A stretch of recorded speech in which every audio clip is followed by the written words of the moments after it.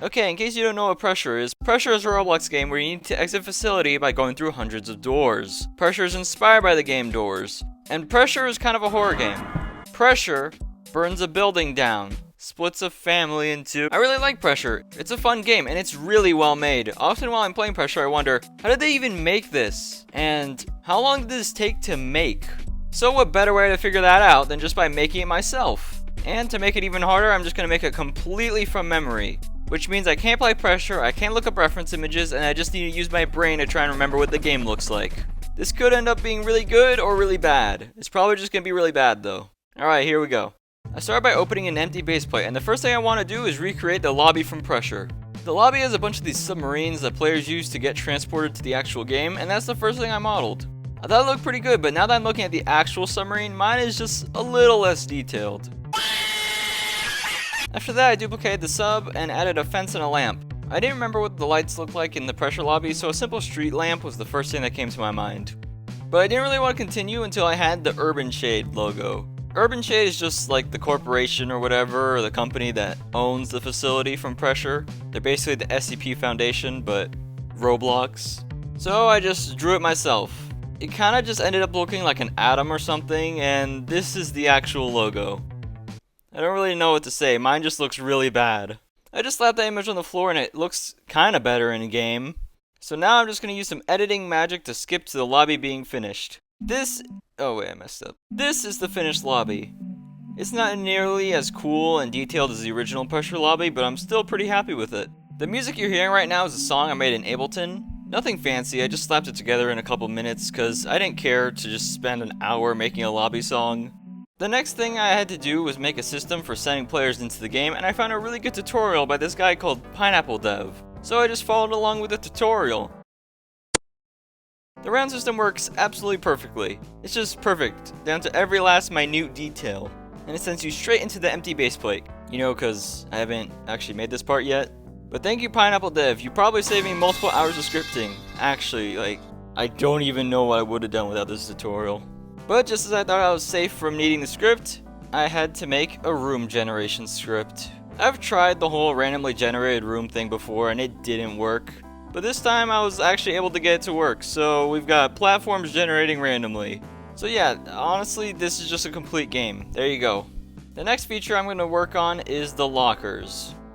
Pressure has lockers that you need to hide in, and I just gotta make them because they're pretty important. Okay, so the first thing I'm going to do is add a chair. I know what you're thinking. Why are you making a chair if you're supposed to be making a locker?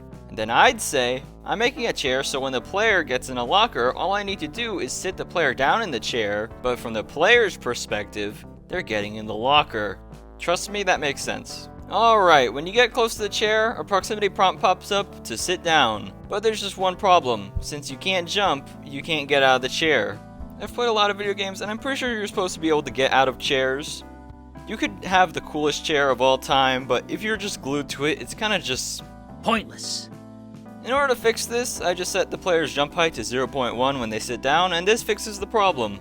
But when I put the chair in the locker, it creates a whole new problem. Because even if the player jumps, they're still stuck in the locker. Michael! Don't leave me here! Michael! The way I fixed this was by teleporting the player out of the locker once they jump. As you can see, this fixes the problem. And I also made the doors open and close just to make it look a little bit cooler. Even though this really it just looks bad. Okay, it's time for the next feature, drawers. In Pressure, you use drawers to collect things like expensive documents for Urban Shade, which are basically just this game's version of money. So I made this metal drawer that opens and closes when you press E. Yeah, it does that. Then I added the files you collect to give you money. Normally these would be randomized, but that's a problem for future me, because right now I'm gonna add crouching. Crouching is important in Pressure for getting events, and the beginning of Pressure makes you crouch to get a key card. First I made a crouching animation starting by moving the legs. Then I rotated the entire character to make a more complex movement. Then I moved the arms for them to swing opposite to the legs. Now look at that, a crouching animation. Perfection.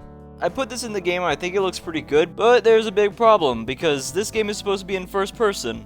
And when you're in first person, you really can't tell you're crouching. because the camera just stays in a standing position. In order to fix this, I use something called camera offset, which just offsets the camera. I don't really know a better way to explain it. But I couldn't get it to work until I disabled the camera shake when you walk. I'm pretty sure there's a better way to fix this while keeping the camera shake, but I'm just not really that good at scripting for that. And I just can't stand scripting camera movement. Then I just added this pile of trash that you gotta crouch under to fully show how the crouching just works now. After that, I finished the first room, and I think it looks pretty good. It has drawers, lockers, a door. It's not really as good as the first room from Pressure, but it's still a room. You know something that I've noticed? For a game about walking through doors, you literally can't get through the door. I've probably got to fix that. But first I'm just gonna make it that the water kills you. Okay, now I'll make it that more doors spawn. Okay, now I'll make the door open. There, it opens. Wow. I didn't feel like animating the door or anything, so I just made it fall through the map. It's a little lazy, but it works, and it doesn't look too bad. In Pressure, you normally need a keycard for the first door, so I just modeled a keycard real quick. After that, I drew an icon for it, and yeah, I'm a bit of an artist, as you can tell. I put the keycard in the game, and I guess I just need to rescript the door so that way it could take a keycard. Boom, it works. There, fantastic. Yeah, just ignore that guy. Then I added an actual room to generate instead of just platforms, and I made the drawers spawn with random documents. And now it's time for the part you've all been waiting for, creating a monster. Pressure has these things called anglers, and they're basically just like rush from doors. In order to survive them, you gotta hide in a locker. These things are hand-drawn and highly detailed, and I just gotta try to make it from memory. Alright, so I know that it has teeth and eyes. Don't remember much more than that. So these are gonna be like very crooked teeth, I guess. Is that really teeth? I don't think so. Does it look like teeth? I don't know. Just gotta fill these in. Maybe I get this brush thing and just... Oh no, that's too dark. This is looking really bad. Okay, that needs to be less bright.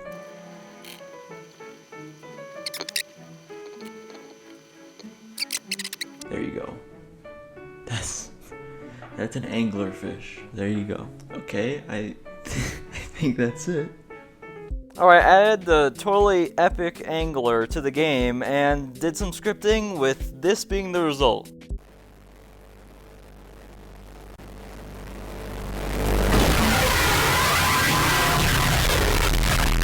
I think it looks pretty good. The jump scare is not the best, but it could definitely scare you, mainly because of how loud it is. Alright, that's it. I am done working on the game. I know it's not finished, and it is nowhere near being in the state to be released, and I don't know if I ever will, honestly. This game was just so hard to make. Maybe subscribe, watch some of my other videos if you're new.